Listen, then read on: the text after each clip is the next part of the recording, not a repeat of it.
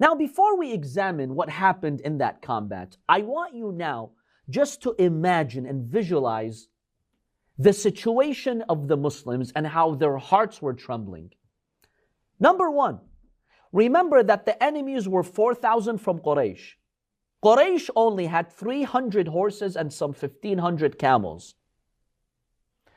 Put all the mushrikeen and their aides on the other side of the trench, they were at 10,000. And how many were the Muslims? About 1,000. So now you're 1,000 being faced with how many? 10,000. Imagine that in itself casting terror in the hearts of the Muslims. Number two, from the inside, Banu Qurayza, the Jewish tribe, had broken the treaty. Remember from our previous class? They broke the treaty and they were intent on making a surprise attack from within Medina. So now you are surrounded by 10,000 people from the outside, and from the inside, you have a strong Jewish tribe that's committed treason by ripping apart the treaty with the Prophet ﷺ, and they were intent on killing the Muslims or doing something despicable. So imagine the Muslims in that state. Salama in one hadith narrates, she states, I witnessed with Rasulullah ﷺ a number of battles. Muraisi, Khaybar, Hudaybiyah, the conquest of Mecca, Hunayn. But I did not see the Prophet more overwhelmed and the Muslims more frightened than I saw them at the Battle of Khandaq. So she's testifying that this was the most frightening battle that the Muslims had to go through. Because just imagine the scene right here. Jabir ibn Abdullah al-Ansari, he states, our fear for our women and children in Medina from an attack by the Jewish tribe was greater than facing the enemy. Because remember, the Muslim women and children were kept safe in the forts of Medina inside. We described that in our previous classes. Now you have the fort of Banu Qurayza inside Medina. So within minutes, they could have captured those women, children, slaughtered them, raped them. We don't know what could happen to them. Jabir says that fear was worse than confronting the enemy. Because now your mind is preoccupied with your wife and kids. So it was really difficult. And in fact, there are narrations that indicate Banu Qurayza had decided to make a surprise attack at night in Medina. And they dispatched Huyay ibn Akhtab, that evil manipulative leader who convinced them to break the treaty with the Prophet. They sent him to the Quraysh asking them for 1,000 fighters in order to help them make a surprise attack from inside Medina. When the Prophet is informed of that, he dispatched 200 Muslims to go and guard Medina to make sure that they don't have a window to make that surprise attack. So the Muslims were in a lot of fear, but the pagans were partying. One historical narration, narrated by Ibn Shahr Ashub, states that they were drinking, they had singers singing for them, and they were dancing and partying on the other side of the trench. Now, when you as a Muslim, you have that fear and you're shaking, and the other guy is partying, that even puts you in a more miserable situation. Like, these guys don't care, they feel so confident and strong. It's really scary. So the Prophet makes a prayer here. The hadith states, when the Prophet sees this miserable situation, he falls on his knees and he raises his hands in dua, and his tears fall from his eyes, and with a sad voice he states, Ya Sarikh al-Makrubi, O the one who responds to the distressed ones, Ya Mujib da'wat al-Muftarreen, O the one who responds to the Muftar, the one who has no way out, Ikshif hammi wa karbi faqad tara hali, remove my distress, you see what I am going through. Very critical. I want you to visualize this cinematically. Remember, we mentioned what was the entire population of Medina. Remember from our previous classes? 3,000. You're confronted with 10,000. So imagine if you live in a city of 2 million, You have an army of 10 million surrounding you. And then from inside, there is an act of treason where the women and the children could get killed any minute and you will get eradicated. And there is no one on the face of the planet to help you. Imagine that. So the Prophet makes this prayer. Let's look at the Quran, how it describes this scene. Surah Al-Baqarah, verse 214. أَمْ حَسِبْتُمْ أَن تَدْخُلُوا الْجَنَّةَ وَلَمَّا يَأْتِكُمْ مَثَلُ الَّذِينَ خَلَوْا مِنْ قَبْلِكُمْ. Why is Allah trying the mu'mineen, the believers, the Muslims like that? The Quran states, do you suppose that you'll enter paradise untouched by the suffering endured by those who passed away before you? You think it's free to go to heaven? You will be tried. There is suffering. مَسَّتْهُمُ الْبَأْسَاءُ وَالضَّرَّاءُ. They were afflicted by misery and hardship, those previous nations, the mu'mineen. Until حَتَّى يَقُولَ الرَّسُولُ وَالَّذِينَ آمَنُوا مَعَهُ مَتَى نَصْرُ اللَّهِ. They were tried so hard, the previous nations, such that the prophet, their prophets, would say, Ya Allah, when are you going to give us victory? When? We don't have a way out. Imagine Musa, picture the scene. Fir'aun and his massive army chasing them to the banks of the sea. So you have a huge army behind you, and in front of you there is a sea. What does Musa tell his people? What do the people tell Musa? Musa, إِنَّنَا لَمُدْرَكُونَ. That's it, we're gone. In front of us, the sea. Behind us, a massive army of the Pharaoh. They've come with one intention, to slaughter us. What does Musa say? Kalla. No. You people, you look at this materialistically. I look at this divinely. إِنَّ مَعِيَ رَبِّي سَيَهْدِينَ. I don't know what's going to happen, but I know Allah's with us. He will find a way out. And that's when Allah tells him, split the sea. So even the believers, they will be tried in certain moments in their lives where they will say, Ya Allah, when? When is the victory going to come? The whole world is against us. When is the victory going to come? In those moments, the victory will come. So the Quran is telling the people of Ahzab, the battle of the trench, you are being tried like previous nations. Then the Quran describes how they were surrounded by all sides at the battle of Khandaq. This is now Surah Al-Ahzab, verse 10. إِذْ جَاءُوكُم مِّن فَوْقِكُمْ وَمِنْ أَسْفَلَ مِنْكُمْ. They came from above you and from underneath you. Meaning on the one side, you have the evil pagans on the other side of the trench, 10,000, and from the inside you have Bani Qurayza about to betray you. You're surrounded from all sides. وَإِذْ زَاغَتِ الْأَبْصَارِ. The Muslims were so shaken, these companions, their eyes couldn't see anymore. Your eyes were stupefied with horror. وَبَلَغَتِ الْقُلُوبُ الْحَنَاجِرِ. And your hearts leapt into your throats. Have you seen when you get really scared, you feel like your heart is in your throat, you feel suffocating. That's how the Muslims were. وَتَظُنُّونَ بِاللَّهِ الظُّنُونَ.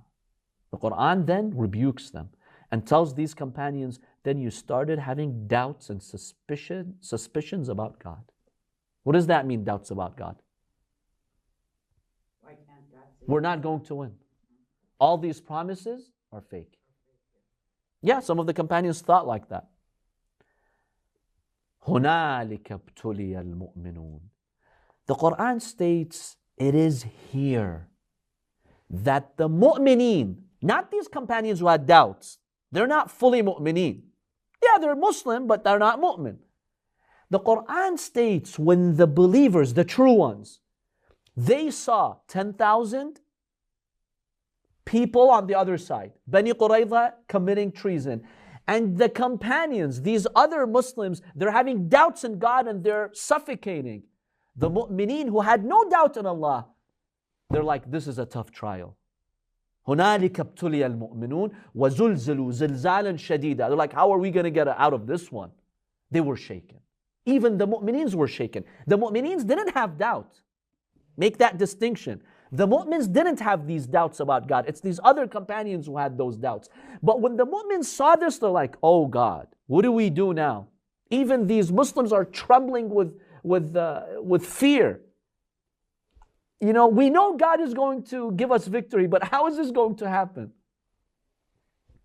So really it was a big trial even for the mu'mineen. Otherwise, the believers had firm faith. Allah states in Surah Al-Ahzab, verse 22, وَلَمَّا رَأَى الْمُؤْمِنُونَ الْأَحْزَابِ When the true believers saw the parties at the Battle of the Trench, meaning the pagans, قَالُوا هَذَا مَا وَعَدَنَ اللَّهُ وَرَسُولُهُ Even though we're in a desperate situation, but we believe in the promise of Allah and His Messenger. وَصَدَقَ اللَّهُ وَرَسُولُهُ Allah and the Messenger never lie. وَمَا زَادَهُمْ إِلَّا إِيمَانًا وَتَسْلِيمًا That's who a believer is. In these difficult moments, his iman grows. Instead of having doubts, they're like, now we even believe more in Allah. Even though they were minutes away from being just annihilated. But in those moments, they felt the presence of Allah. What about the hypocrite companions? What did they do? وَإِذْ يَقُولُ الْمُنَافِقُونَ وَالَّذِينَ فِي قُلُوبِهِمْ مَرَضٍ As for the hypocrites and those who have a disease in their hearts, they said, مَا وَعَدَنَا اللَّهُ وَرَسُولُهُ إِلَّا غُرُورًا All these promises from God and the Messenger, they're fake.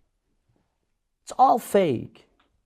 وَإِذْ قَالَتْ طَائِفَةٌ مِّنْهُمْ Well, then one group of the companions who are hypocrites, what did they say? يَا أَهْلَ يَثْرِبَ لَا مُقَامَ لَكُمْ فَارْجِعُوا وَيَسْتَأْذِنُ فَرِيقٌ مِّنْهُمُ النَّبِيِّ وَيَقُولُونَ إِنَّ بُيُوتَنَا عَوْرَةٌ وَمَا هِيَ بِعَوْرَةٍ إِن يُرِيدُونَ إِلَّا فِرَارًا When they saw that desperate situation, they're like, I'm not fighting here.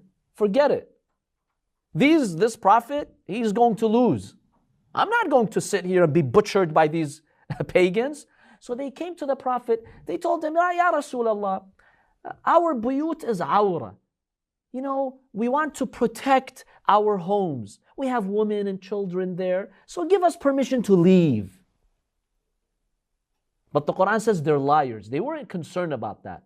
They just wanted to escape. They didn't want to defend. This is verse 10, right? No, this is we just read verse 22, so the verse after that. Verse 23. So were the other people on the other side? No, they were Arab tribes, but they had collaborated with the Jewish tribes to come here. Remember we talked about Huyay ibn Akhtab, the leader of Banu Nadir? He went and he mobilized them. But the fighters were not Jewish. They caught up with it. Yes. Against them. Yes. Now, do you want to even know what a bigger disaster was on the night of the battle? Many companions just left the Prophet. I will narrate for you these sources. Dahlan, in his seerah book, Dahlan is a Sunni historian who has the work of seerah. He states that the companions kept leaving the Prophet until only 300 remained with the Prophet. How many were they initially? 1,000. So 700 left. Now you can imagine the fear when 700 just leave you like that.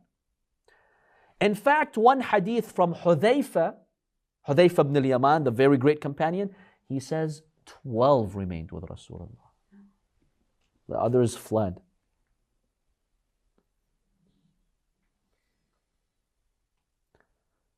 Another hadith in the tafsir of Qummi states that only a few remained. It's very sad. I will share now with you a hadith, my dear brothers and sisters, from Tabari. Tabari is a hardcore Sunni historian. You know what he says? I'll summarize to you what he says. He states, Aisha narrates this. Aisha was there during the Battle of Khandaq. She says, I was there. And basically, I saw Sa'd ibn Ma'ad, the great companion of the Prophet. And she has a conversation with him. After that, she says, I went to a corner. It was like maybe a small garden or corner somewhere there, where I found Umar ibn al-Khattab and Talha hiding, covering their faces. So I told them, what are you doing here? Umar kept rebuking me. Shame on you. Why did you come here? How dare you come here? Why did you come here? She says he shamed me so much until I really felt bad. And then Umar admitted that they had escaped and fled. Talha gets frustrated. He looks at Umar and he tells him, basically, why are you exposing us in front of her? Then he tries to fix it. He told her, we have come to escape for Allah. I don't know what that means. You guys can interpret that, what that means. I'm not going to give you my own analysis. But he basically tells her, look, because the Quran condemns those who run away from the battle. There are verses that really condemn them hard. So he says, we're not running away from the battle. We're running away for Allah, towards Allah. I don't know how that adds up. Another miserable thing happens right before the combat. Sa'd ibn Mu'adh, who was a very righteous companion of the Prophet, he gets shot. They shoot him with an arrow that lands on his arm and it cuts a main artery. So he begins to tremble and the blood is gushing from him. But Sa'd is a man full of iman. You know what Sa'd states? He says, "Oh Allah, I beg you to keep me now and not have me die, just so I can see how the enemies will be humiliated and how your Rasul will be given victory. And then I'll die." They say as soon as Sa'd made that dua, the blood stopped flowing. And subhanAllah, later after the battle of Khandaq, we'll see later, he dies from this injury. But he says, Ya Allah, just keep me right now. I want shahada. I want to be a martyr. فَاجْعَلْهَا لِي shahada. He specifically asked Allah for martyrdom. But please, let me just see how your Rasul achieves victory over these evil people. Look at the iman of this man. And then he was also close to Bani Qurayza because he had historical ties with them. He's like, oh Allah, and I want to see how you're going to punish these evil members of Bani Qurayza who committed treason like that. So please keep me, Allah, not now. The Prophet ordered for Sa'd ibn Mu'adh to be taken to the tent of Rafida in the mosque of Rasulullah sallallahu alaihi wasallam. Rafida was a nurse, basically. She had set up a tent inside the masjid of the Prophet to treat the wounded. So the Prophet said, take Sa'd, now that he's been shot, take him to that tent, let her treat him. And subhanAllah, we see these great women also helping in any capacity that they can to support the Prophet and the Muslims. Tafsir al-Qumi narrates the Prophet himself also helped him, with his injuries.